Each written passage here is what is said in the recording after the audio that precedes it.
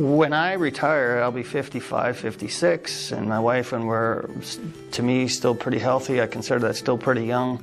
Our needs are completely different than my parents, who are both 88 and 87, and are frail.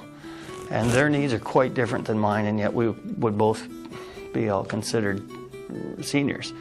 I know in working with them, they're striving very hard to stay in their own home. They're financially in a position that they can, but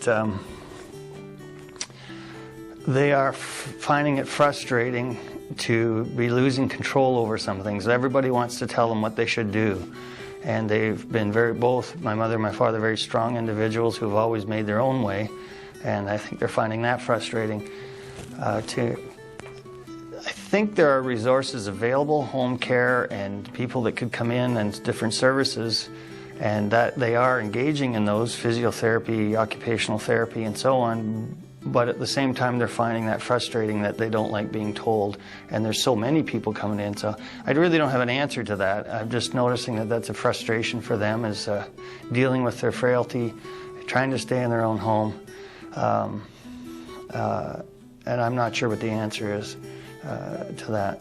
Certainly, I mean, I'm in a very fortunate position. When I retire as a teacher, we have a very reasonable, very good pension. And, you know, we've made accommodations over our career to make sure that we're not going to be in the poorhouse. We're not rich, but I think we'll be comfortable. We'll probably be able to engage in the kind of activities that we want to. So I don't know that we necessarily have great needs on society at this point. I think, should our health fail, should we need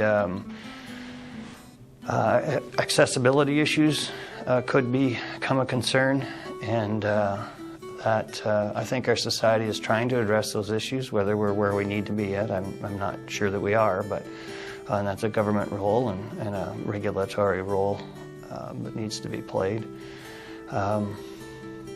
For others who are less fortunate, on lower fixed incomes and so on, I can imagine that there are some difficulties in terms of housing and cost of living and so on.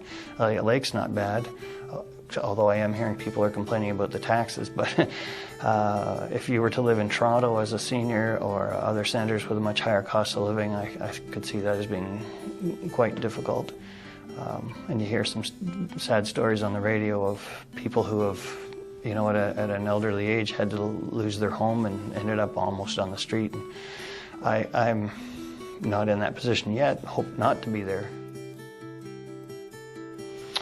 I think health. I think the foolish things I did as a youth and as a young adult. When I was a kid, I smoked. You know, the stupidest thing I ever did.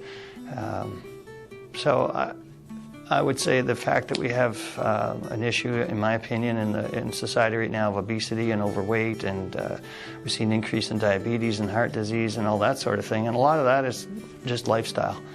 And if I could pass anything on to the next generation or the existing generation, we've got to get healthier, or there are going to be consequences, not only personally but also to the entire, you know, the cost of maintaining our healthcare system, and being able to enjoy life is going to be greatly affected if your health isn't there. So I'd say that's, off the top of my head, the main thing I'd say.